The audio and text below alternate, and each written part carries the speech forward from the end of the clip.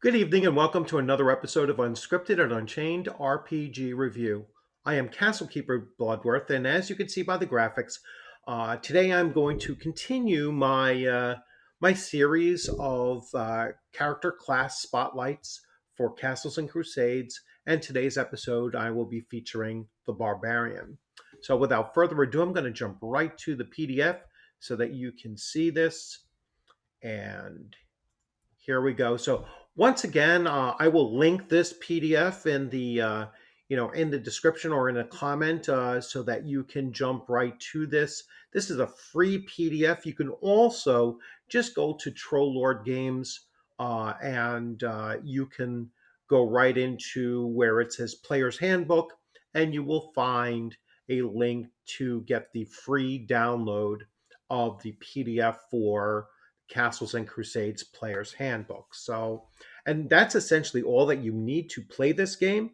So it is, a monster manual kind of assists as well, but as a player, this is all that you need. So, without further ado, let's start taking a look at the Barbarian. I just have a little thing to do here first. Sorry about that. And here we go. So the Barbarian is a constitution-based class, which means that the constitution attribute is a primary attribute for the Barbarian. Beyond the walls of cities and towns, well beyond the bounds of civilization, dwell the barbarians.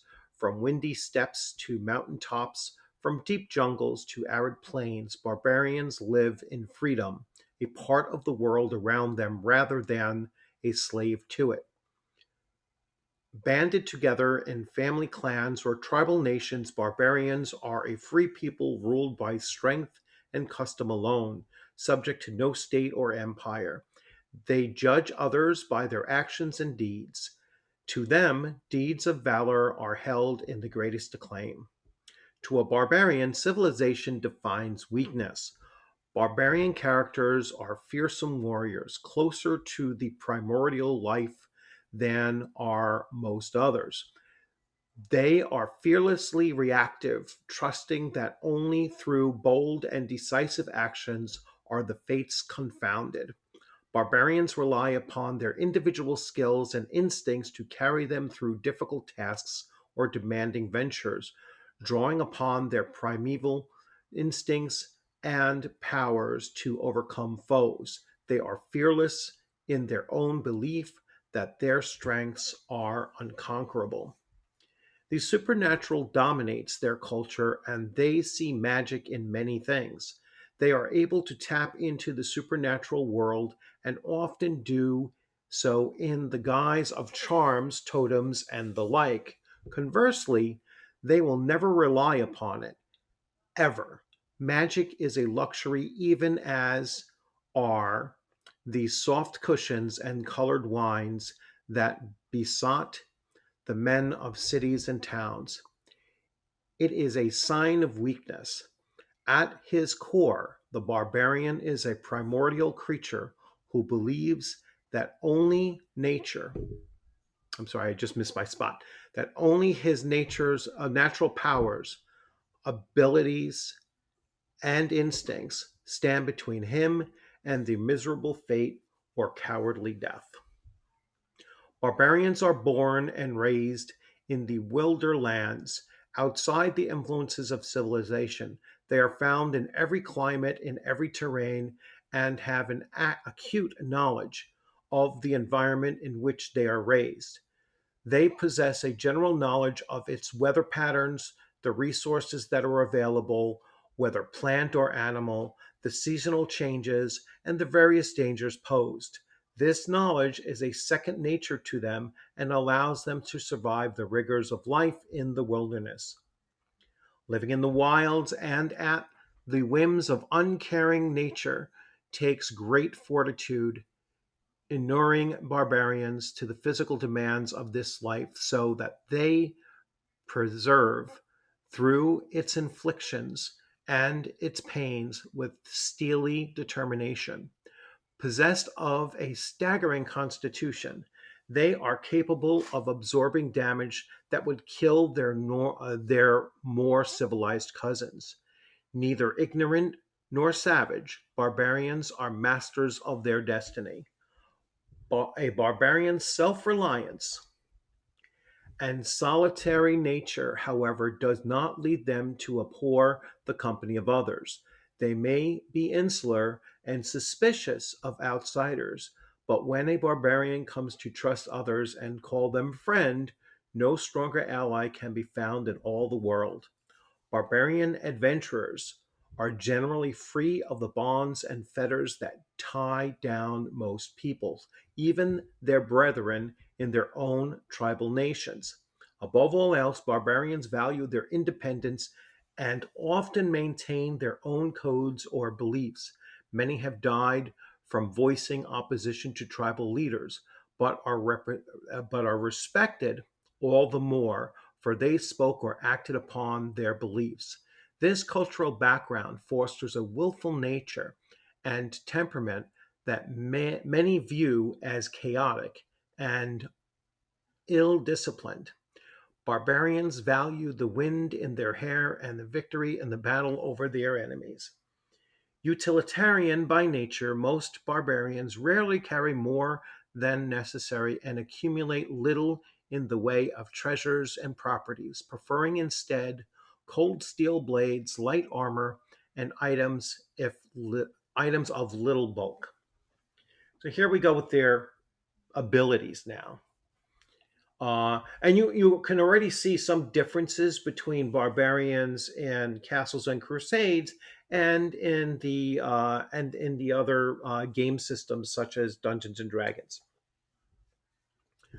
Abilities: combat sense.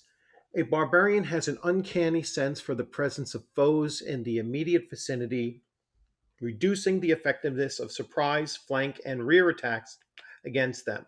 Barbarians gain a +2 bonus when rolling a surprise check against foes attempting to surprise them.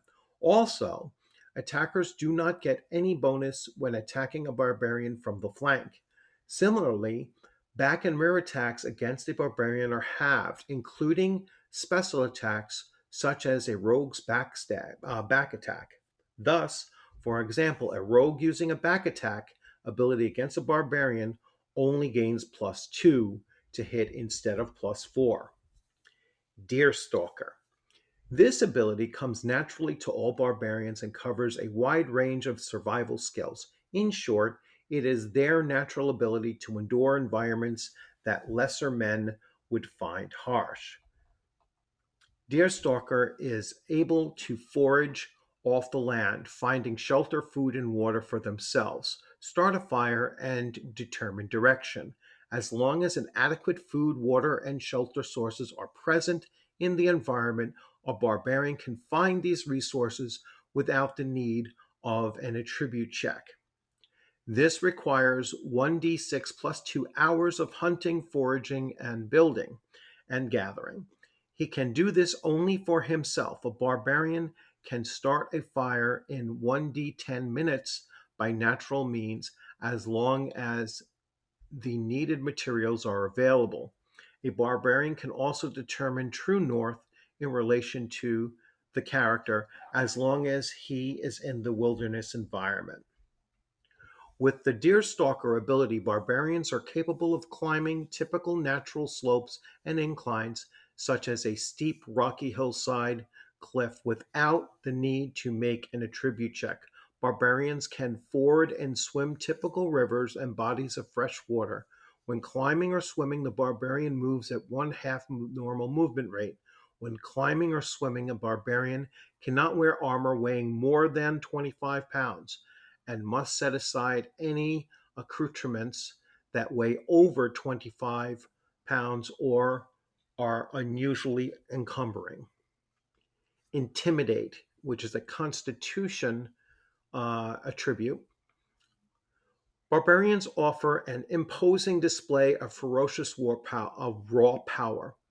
They instinctively realize that victory lies in the wine besotted, soft demeanors of their foes, and that brute force works best when combined with overwhelming terror.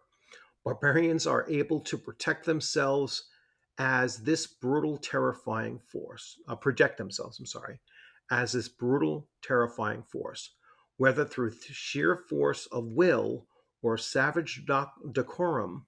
A barbarian is able to strike fear into and intimidate his opponents.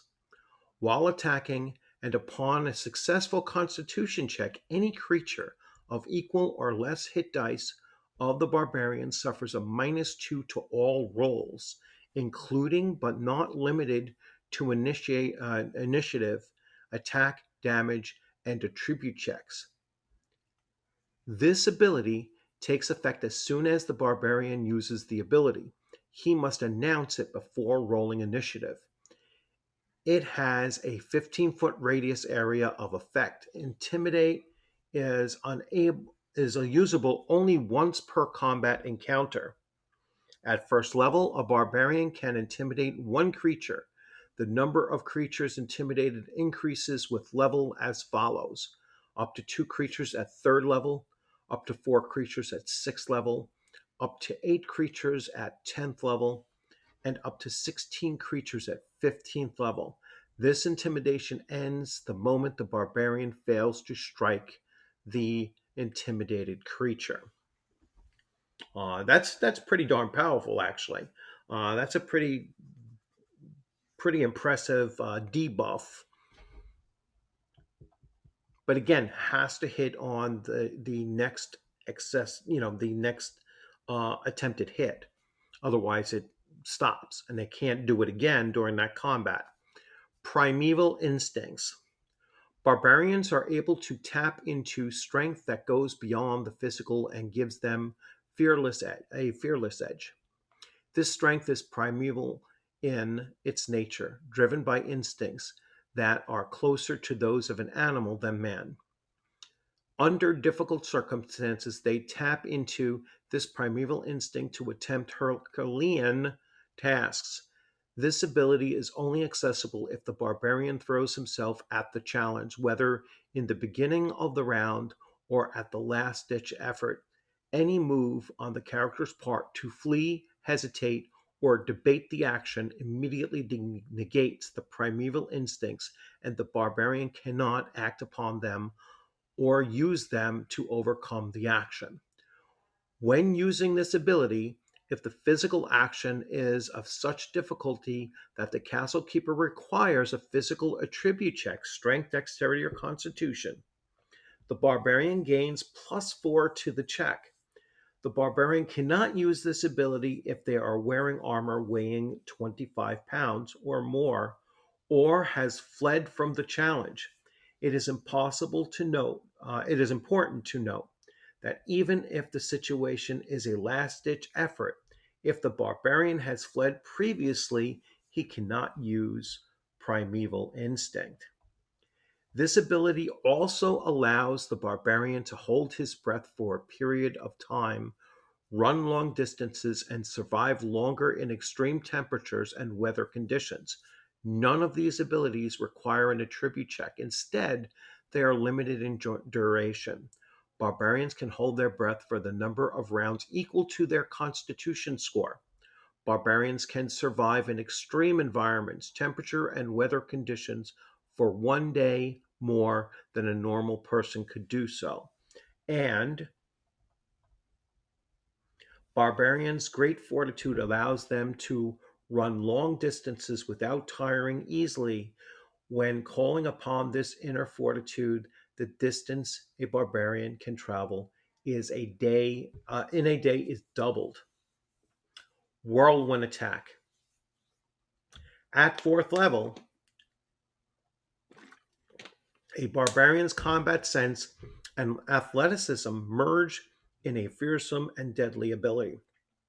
With this ability, the barbarian can combat multiple enemies surrounding him. The barbarian must announce use of the ability before attacking, and he cannot retreat before using it. The whirlwind attack is usable only once per combat encounter and replaces their normal combat action. When used, the barbarian gains an attack roll against two opponents as long as the enemies are within 5 feet or less of the barbarian and pose no more than one half of the barbarian's hit dice. Possesses no more than one half of the barbarian's hit dice. For example, two second level fighters attempt to jump a barbarian in an alley. The barbarian may make a whirlwind attack, gaining one attack against each of the fighters. The number of foes subject to whirlwind attacks increases as the barbarian rises in levels. At 6th level, the barbarian can attack 3 opponents. At 10th level, they can attack 4 opponents. The ability does not progress beyond 10th level. Primeval will. At 6th level, a barbarian's stoic nature increases his longevity on the battlefield. When fighting a hard pressed combat, with mounting wounds, the barbarian can call upon this ability. To use this ability, the barbarian's hit points must be reduced to a specific number as follows: 12 hit points or less at levels 6 through 9, 18 hit points or less at levels 10 through 14, and 24 hit points or less at levels 15 and up. When battle or circumstances reduces a barbarian's hit points to a specified number of hit points or less, the character can use this ability to immediately gain an additional 12 hit points. Damage inflicted after the barbarian activates the ability is first absorbed by the 12 hit points by Primeval Will. The additional hit points last only for the duration of the combat. When the effects of the ability wear off, the barbarian must remove all hit points remaining from the 12. The ability can be used only once per day. Primeval Will grants an additional unique ability as well. It can save the barbarian from an attack that would normally strike the character dead or unconscious. If a barbarian suffers a damage that such that it reduces the character to 0 or negative hit points, before the barbarian can use the ability, it automatically activates and imparts an additional 12 hit points. If the additional hit points raise the barbarian character's total hit points to 1 or more, the barbarian may keep fighting. Note that if the blow strikes the barbarian and reduces their hit points to minus 10 hit points or beyond, the Primeval Will ability cannot save the character. Also, removal of these hit points cannot reduce the barbarian beneath 1 hit point. Ancestral Calling. At level 10, a barbarian's reputation and prestige allows them to call upon others to fight alongside the barbarian with heightened ability. The affected creature gains hit points equal to the maximum of 1 extra hit die for the creature. For example, an affected fighter would gain an additional 10 hit points. The ability affects a number of creatures equal to twice the barbarian's level. The ability only affects creatures of equal or lesser hit die. The effect lasts for no more than 1 day or until completion of a specific task, or as long as the castle keeper allows. The barbarian can only use this ability once per week, and it cannot be used in conjunction with another barbarian's I'm sorry, I missed my spot again. With another barbarian's use of the same ability. It is important to note that this ability does not affect morale, nor is it based upon the barbarian's charisma. Instead, it is the barbarian's force of will and reputation that causes those around him to heed this call and rise to the task set before them. And so now we get to the actual stat or attribute blocks and such of the barbarian. So we have their primal attribute is constitution, so that's their prime attribute. Their hit die is D12. They can have any alignment. They can use any weapon and any armor. But remember, if they're wearing armor over 25 pounds, it does impact some of their abilities. Their abilities are Combat Sense, Deer Stalker, Intimidate, Primeval Instincts, Whirlwind Attack, Primeval Will, and Ancestral Calling. They um, they have levels 1 through 13 plus, as do all others. They their basic to hit, or their base to hit. So this is their hit bonus. Goes it's 0 at level 1, +1 at level 2. At level 3, it's +2. At level 4, it's +3, and so on and so forth. So they do gain with each level another plus to their basic to hit score or modifier. And there we have it. So the next episode, as you can see, I'm going to switch views back here. So the next episode, as you could see, was going to go to Bard. So the way I've been laying these out, so the Assassin was last Thursday, and now this one will upload on Tuesday, and then the Bard you will see on Thursday. And so every Tuesday and Thursday, I am going to do a class spotlight for Castles and Crusades until all 13 classes of the Player's Handbook have been completed. And then I'll start taking a look at some of the other additional classes that are in some of the other supplements. And at some point, I will do the very same kind of a series for Castles and Crusades and the races that are in the Player's Handbook as well. So I hope you enjoyed this video. I'm certainly enjoying going through them and reading about them in this kind of detail, because I'm so used to AD&D First Edition that when I'm reading these and just going into much more detail with them, I'm starting to see the differences. I'm starting to see that there's perhaps not just a different way of doing things, but there's just more involvement in playing these characters and utilizing these character class abilities and such. And it's not just simply you have this ability, you roll to see if you hit, or if you were successful with it.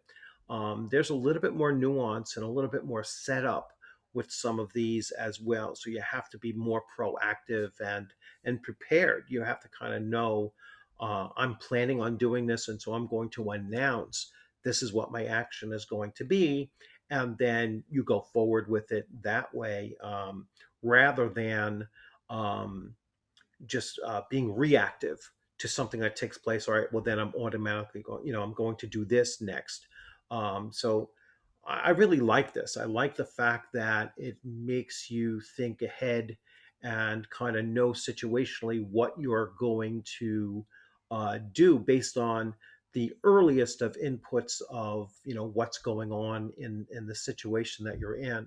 So hey, I'm really loving it, really loving going through each of these and getting more and more detail from them as I do start focusing on this. And this is all prep time. I mean, this is something that a castle keeper or a game master or whatever you should be doing when you're planning on starting up a new campaign using a new system. You really should go through all the real nuts and bolts of the system and understand all the different character classes, because you never know what your players are going to come to the table and ask to play, and so you want a good sense of what these are, what each class is actually capable of doing. And that's why it's just so much fun to dig through this book and pull out that kind of information. So I hope you liked this video. If you did, please give it a thumbs up. If you hadn't subscribed, please consider subscribing. Share these videos out there. If you know other people who are looking into Castles and Crusades, definitely share them. Invite them to come to the channel and subscribe. And there is a long playlist for Castles and Crusades in my, on my channel, and those will always be linked to, at the tail end. You'll get a subscribe button, and you'll also see another video to take a look at, or another playlist to start delving into. So please take advantage of that as well. And as always, I look forward to seeing you on a gaming screen sometime soon. You be safe out there, and you enjoy, and just keep on playing. Take care.